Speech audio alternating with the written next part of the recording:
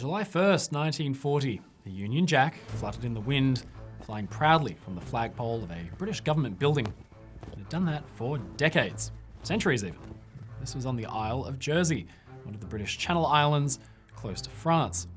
But then, the Union Jack began to be pulled down, and in its place rose the flag of the Third Reich. Jersey was no longer under British control. It had been occupied by the Germans.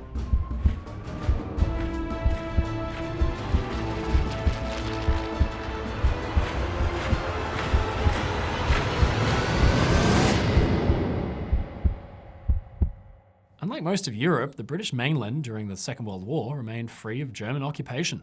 The British endured bombing, blockades, and isolation for years without falling. But early in the conflict, the government realised that they could not defend the far-off Channel Isles from a German invasion.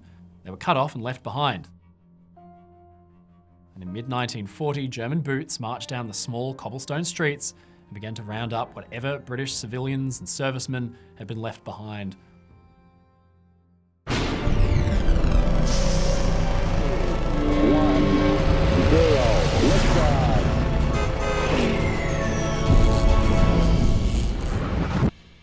The months of 1940 were a dark time for Europe as German tanks and troops stormed across the continent, taking France and forcing the British army to retreat, tail between their legs.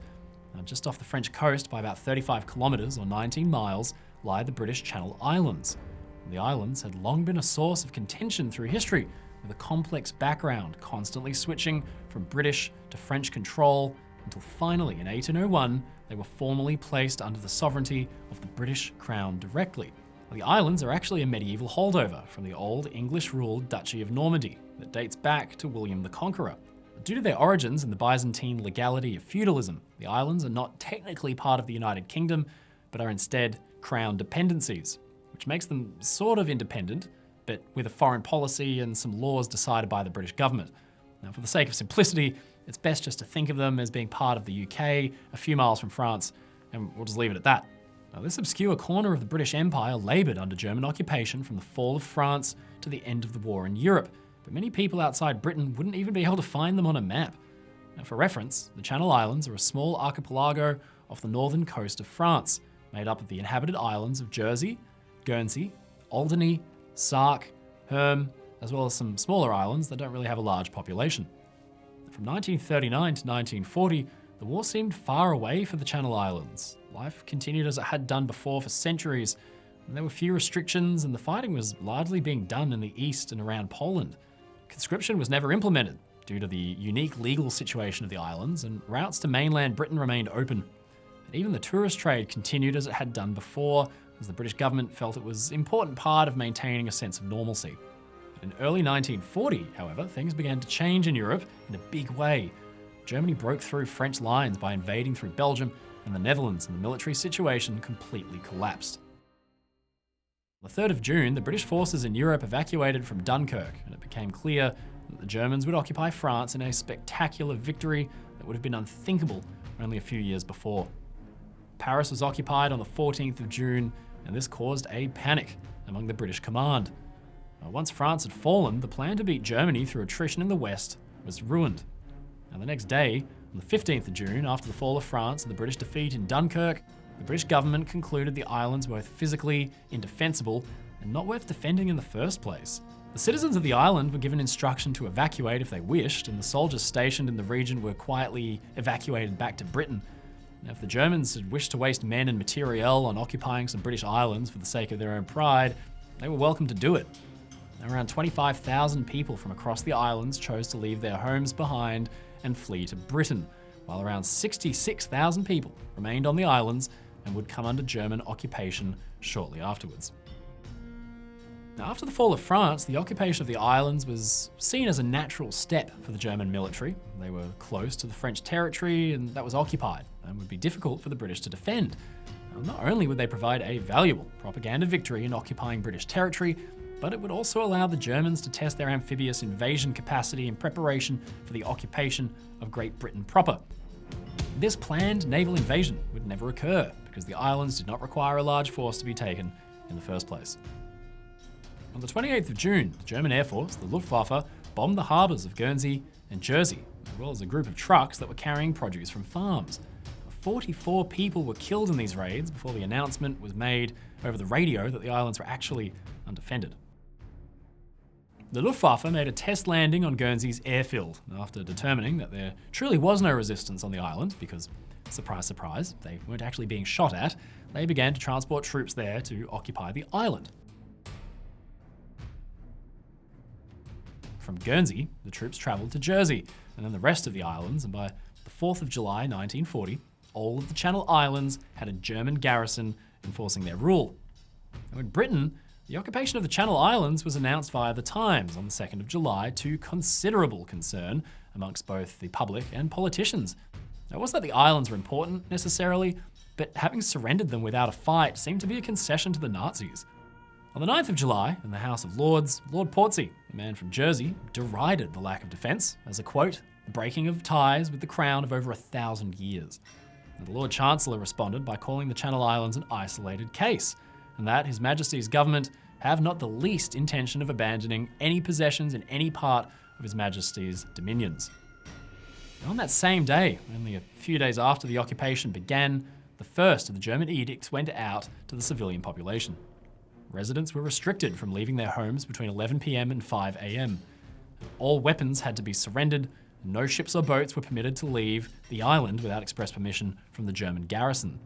Now, no radio broadcasts could be listened to except for those from German sources, and the use of cars was restricted purely to the military.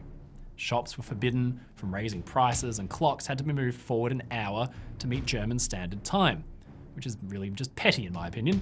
Now, this was just the beginning of the rules that would be enforced, but over the next 5 years or so, the list would expand and evolve. Now, the newspapers on the island were immediately subject to German oversight and were forced to publish German propaganda.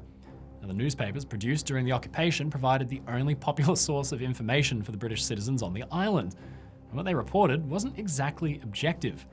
The papers kept up information on local news and matters in much the same way as they always had. However, when it came to the progress of the war, the presentation was very different. From the early days of the occupation, Allied progress was ignored, while German victories were heavily emphasised. As the war progressed and Germany became increasingly hard-pressed, the issues being faced by the German army were ignored in much the same way that they were in Germany itself. On the island of Sark, the local seigneur, meaning a Channel Islands lord that ruled the island, was a woman named Sybil Hathaway. Now, she encouraged her citizens to remain on the island rather than evacuate. When the German garrison arrived, she had her maid escort them to her manor, where they were treated as guests. She insisted that the German officers bow, kiss her hand, and bow again whenever they visited, and before they were permitted to sit down and negotiate. Now, through this sort of polite procedure, she was able to convince the German army physician to operate as an island doctor and prevented any more mistreatment of the citizens of the island than would otherwise be necessary. She remained on friendly terms with the garrison for the duration of the occupation. It was a roundabout way of avoiding any unnecessary violence, but has since been criticised as being rather polite to an invading force that wanted to ultimately exterminate huge portions of the human race. A black market also immediately sprang up across the islands, selling to both Germans and the islanders themselves. Now, some people reportedly made quite a fortune from this trade, but after the war, the government preferred to simply let the matter rest and allowed the black market profits to remain with the people who'd made their money. All's fair in love and war, I guess. Now, all in all, the British were fairly well treated when compared to the citizens of Poland or the Soviet Union, mainly for racial reasons. The German High Command saw the British, at least initially, as being Germany's brethren, which is why fighting between British and German troops was often dotted with examples of gentlemanly conduct and good manners. But by contrast, the war on the Eastern Front was a war fired by racial hatred and resulted in countless atrocities inflicted on the local population and surrendered troops.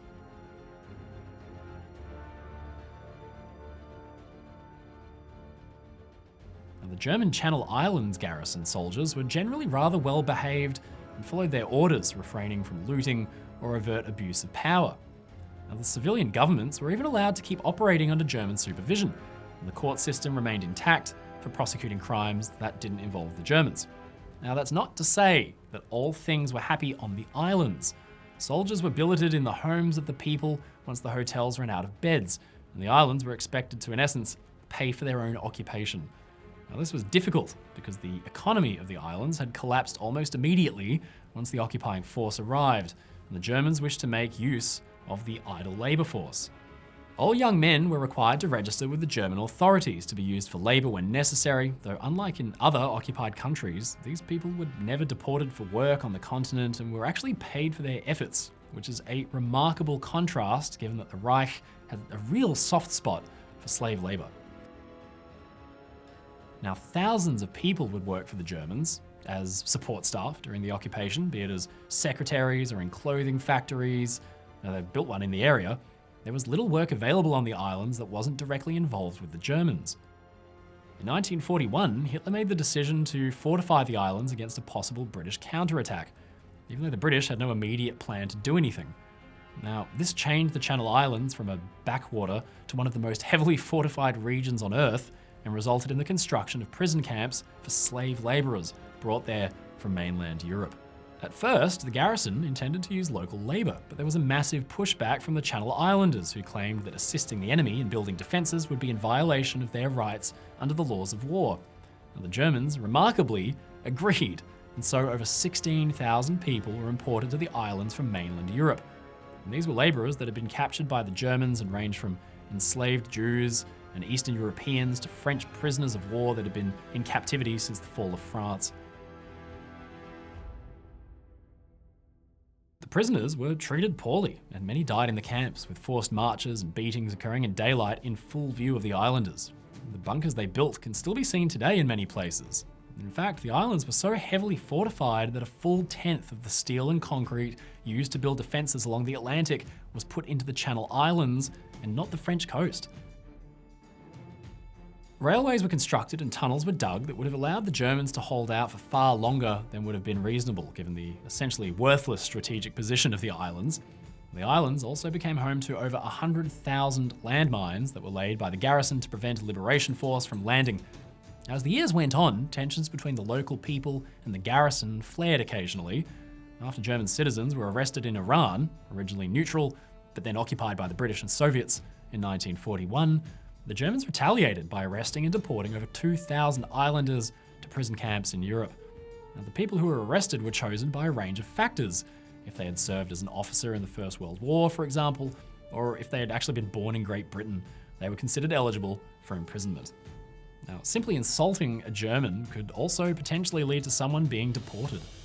And many of these people would die before the war was over, though they would never be subjected to the same conditions faced by prisoners over in the East. Now, food would become a serious issue in the later years of the war too, as the islands had once imported the majority of their food from Great Britain. And once the Allies had taken back control of the surrounding lands, it became nearly impossible to resupply the islands. The citizens were encouraged to grow their own food on whatever land was available, but given the ban on fishing vessels and the lack of space available, conditions quickly deteriorated.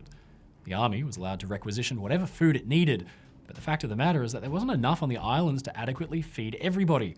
For months, both the garrison and the people suffered on the verge of starvation as the war in Europe raged on. It was only in December 1944 that the Red Cross was allowed to organise a resupply vessel to visit the islands and provide enough food to keep the people fed. As for resistance, there was very little in the way of violence. The resistance on the island was almost always passive and focused more on inconveniencing the garrison and fighting for the rule of law, rather than militant attempts to dislodge the invaders. Now, this has more to do with the physical size of the Channel Islands, where it would be much, much harder to hide a hostile force of guerrilla fighters than in a major city or country. Now, attacks on the garrison never amounted to anything more than individuals letting off steam. One brave woman slapped a German soldier that had made advances on her. After being cut off from the British military and not having any way of coordinating an effective resistance, there was seemingly no point in trying, though islanders did distribute underground newspapers spreading actual news from the Allies. Now, the government of the islands went so far as to actually discourage resistance beyond the official statements. Many members of the civil authorities were angered when people tried to resist when British commandos attempted raids on the islands.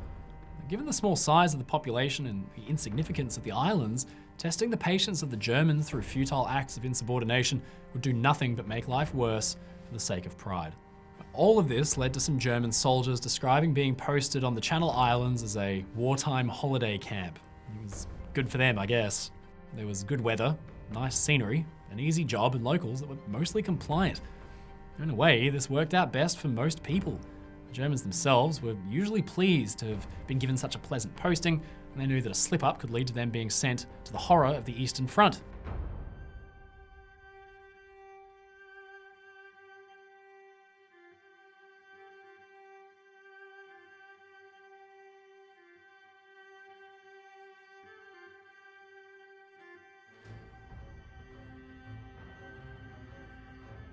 So they behaved themselves mostly. In other words, nobody on the islands wanted to rock the boat through unnecessary violence. The people would suffer needlessly, and the Germans could risk losing a cushy job. That's not to say that there weren't some attempts to undermine the Germans.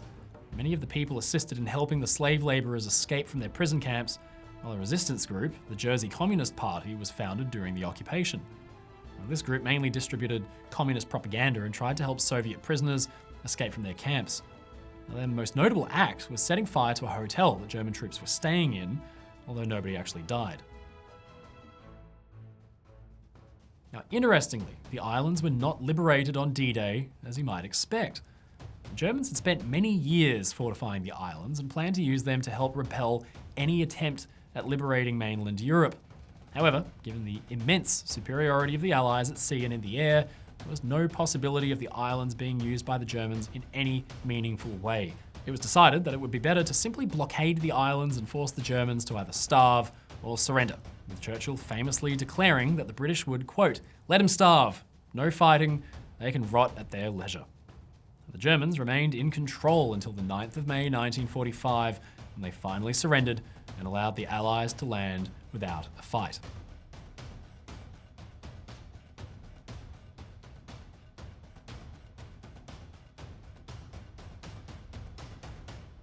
But what does the story of the Channel Islands occupation tell us about what life might have been like if a German invasion of the British mainland had been successful? Well, in the 5 years that the Channel Islands languished under German occupation, life was in some ways dramatically changed.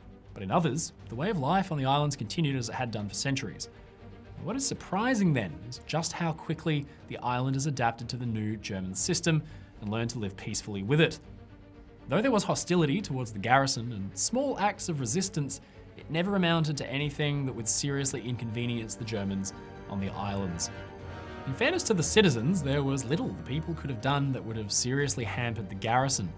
The Channel Islands' small size was simply not conducive to an organised resistance, which required a larger population to disappear into. Exact Nazi plans for occupied Britain are rather difficult to pin down. The very nature of the Nazi regime meant that there were competing visions between the fanatic SS, what Hitler wanted, and what could even possibly be achieved within the realm of practicality. Now, the most extreme vision for the British Isles came from the SS, and were insane even by the standards of the Nazi government. They called for the enslavement of the entire British male population between the ages of 16 and 45, while the remainder were to be either exterminated or those deemed Aryan enough were to begin breeding a new generation to submit to German rule forever.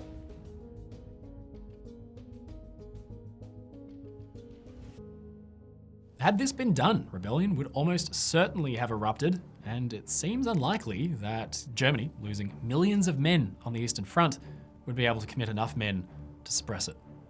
Now, Hitler, on the other hand, had always had a degree of respect for the British.